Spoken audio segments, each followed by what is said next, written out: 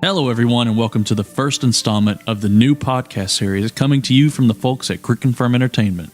This is Tales from a Struggling Storyteller. I am your struggling storyteller, T Spoon, and before we jump into it, I would like to explain for a moment what I would like this series to be and what it could be in the future.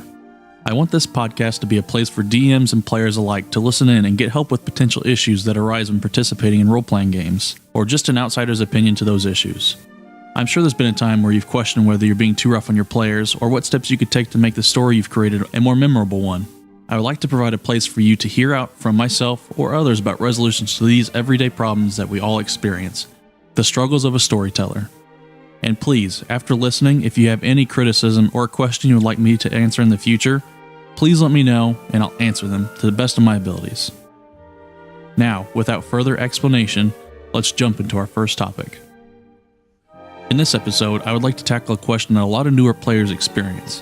When I sit down with a player who is just beginning, or is still new to role-playing, I see them pore over the core rulebooks, back and forth, at the potential classes and the races they could choose from, the different weapons and armors, and the gear to go along with it.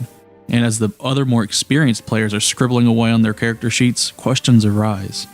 What should I play? What do you think would be a good class for this campaign? Or what would you play? And if you ask me on the spot, the answer you're likely to get is, I sure do love rogues. Rogues are always useful. Or, is there a healer? You guys might need a healer. This is the wrong approach, at least in my opinion. The correct approach, in my opinion, would be to not have the player look at the core rulebook at all, unless he really just has no idea what classes exist. And even then, have them think about the person they want to be in this game. Take descriptors like, I want to be strong, agile, magical, nature-bound. These words will better define your character and really give your DM a better idea of how he can help you. Everyone has heard of the typical classes that role-playing games include, even if they aren't their typical names. Rogue and Thief, for example. Another example would be if somebody wants to play a knight. They would probably want to head down the paladin route unless they didn't want anything to do with magic. Then you would point them down the fighter route. And to the players, don't just play any class just because the party needs it, unless you're truly interested in the class. Simply playing the healer because the group needs one is the wrong way to experience character creation. Character creation is one of the funnest parts about role-playing. You are creating and bringing to life someone completely original, from top to bottom, from how they speak to what they wear. Simply picking a fighter because he can wear full plate and wield a greatsword is great for dishing out damage, but unless the sword is paired with equally mighty backstory and character depth, the effect is really lackluster. So I challenge you, new player or old, sit back and think about what you want your character to be. Give this person depth and life goals. Give him tragedy or triumph, heartbreak or lust. These attributes given correctly to the right character will make him more powerful than the most powerful weapon you could ever find. And your DM will appreciate this as well. He will note your hard work and the efforts to delve deeper into his work. If you think about it, you're his main characters in the story he's created for you. He doesn't want some slapstick nobody. He wants these characters to bring life to this world he's created, making his villains cringe and his NPCs cheer your name in mighty glory. Now, don't take me wrong. I've been around many of characters that have gone the typical greatsword fighter route, and it isn't a bad build. Any character can be amazing in their own special way with the right amount of backstory and the same amount of effort. What I'm trying to get across is you need to play what feels right. You should truly be interested in your character, otherwise he'll be just as dull to everyone else as he is to you. Effort at this point in character creation is vital, but don't overdo it. There are bad, good, and over-the-top backstories, especially if your character is low level. The character should have some sort of experience to explain his level and why he is good at what he does, but he should not have come in contact with anything otherworldly or powerful, unless the experience was running away from it. The only thing worse than no backstory is an over-the-top backstory, but the DM usually has no problems telling you to take it back a few levels. Now that you've created the character of your dreams, take that effort a little bit further into the way your character fights. Or doesn't fight. Make him a pure pacifist or a grappling brawler. Originality comes in all forms, not just the story you've created for this person. With as many source books and options that are created for every role-playing format, there is no reason for two heroes to ever be exactly alike. If you're really wanting to go all the way, making your character fit perfectly into the DM's game, then sit down with him. Talk out your ideas for your character and what you would like to see him do.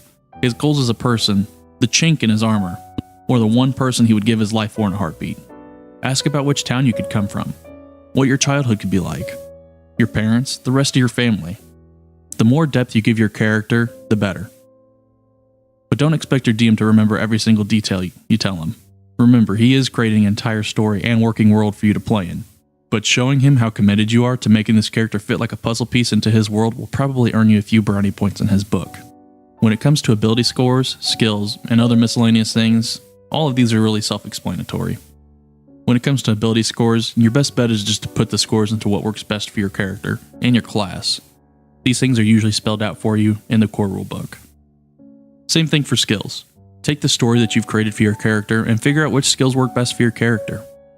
And if some of these aren't on your class list, it's okay to cross-class in some of those skills. It's more that diversity we've talked about.